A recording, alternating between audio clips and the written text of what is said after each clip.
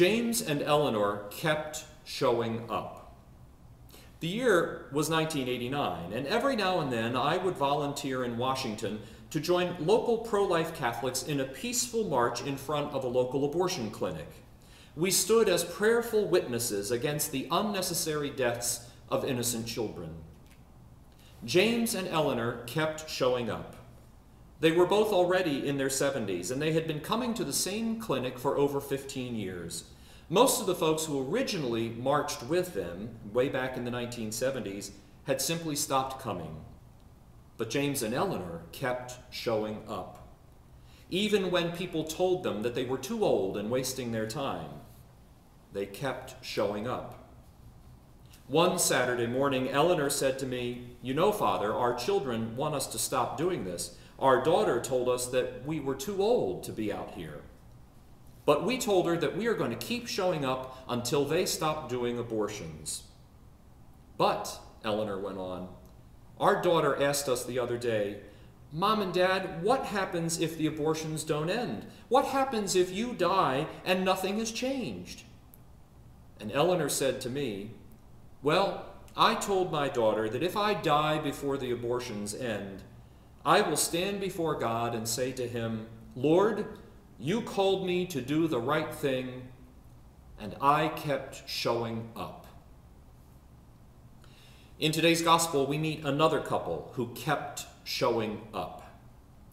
As Luke introduces us to Zechariah and Elizabeth, he makes it very clear that these two people were faithful. They were righteous in the sight of God. They tried their best to live by God's commandments. But these good people, these righteous people, lived with heartbreak. They had no children. And since the Jewish community at that time did not have a fully developed concept of eternal life and life after death, every married man and woman yearned for the birth of children so that they could in some way live on in their children.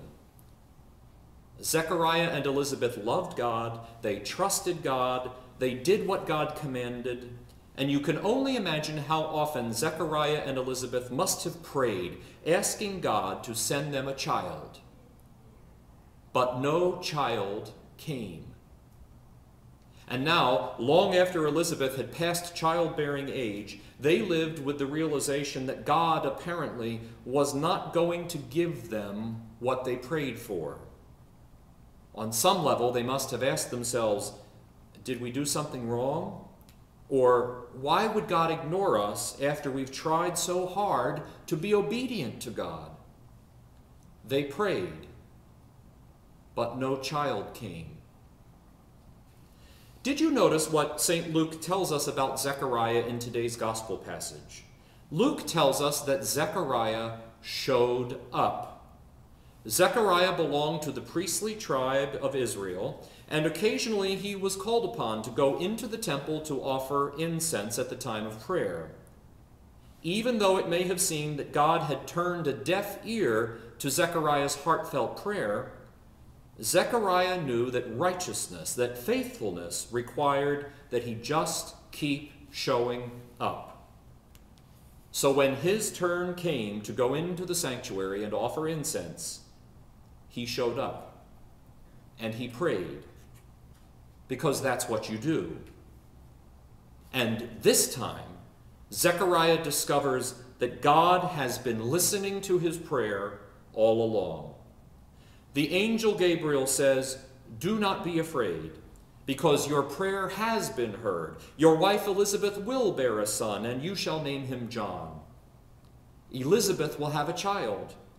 These two faith-filled Israelites found out what happens if you just keep showing up, if you keep praying, if you keep listening. But I often wonder, what would have happened to Zechariah and Elizabeth if they had given in to a common spiritual temptation? They must have experienced at times a temptation to give up on God, to give up on prayer, to give up on hope. Wasn't Elizabeth tempted at times to give up on her prayers at home? Wouldn't Zechariah have been tempted to say, "Why in the world should I go offer incense to God at the temple? He never seems to hear my prayer." Even if they were tempted that way, they kept showing up. Zechariah would not have met the angel Gabriel if he had given up. He would not have heard the good news about the gift of his child if he had decided that he was no longer going to show up for prayer at the temple. As a priest, I can't tell you how many times people have said to me, "Oh, Father, I stopped praying years ago because God never gives me what I want." Or people who say to me, "Oh, Father, I stopped going to Mass back in 1983 because I never get anything out of it." People have lots of excuses about why they stop showing up. But we need to pay attention to the experience of Zechariah and Elizabeth. There are times in life when we just have to keep showing up, even when we're not sure if God is listening or what God is up to. We will never hear God's answer if we stop praying. I will never sense his presence if I give up on Christ or give up on his church or give up on his people. Zechariah could only have his miraculous encounter because he kept showing up for prayer through months and years when nothing really seemed to be happening during his prayer. We should never underestimate what God is trying to teach us as we keep showing up, even when we're not sure why we've shown up again. When Christ first came to earth, his arrival was marked by signs and wonders. Wouldn't it be nice if Jesus would show up in the middle of our lives, surrounded by similar signs and wonders? It would make it hard to ignore Jesus at that point.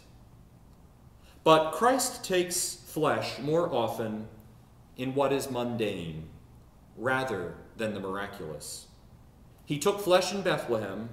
He continues to take flesh in Richmond and Norfolk and Roanoke and everywhere in between. Jesus keeps showing up, even when we don't pay attention to him. He keeps showing up in our loved ones, in our neighbors, in the needy. Jesus keeps showing up in the scriptures, in the church, in the Eucharist. Jesus keeps showing up in the gentle whisper that is leading you in a certain direction, in the tug of your conscience urging you to do something that's right. Jesus keeps showing up in things as ordinary as other human beings, the glorious gifts of nature. Jesus keeps showing up in bread and wine. He keeps showing up because we need him. We must show up before him in prayer because we need him. Keep showing up.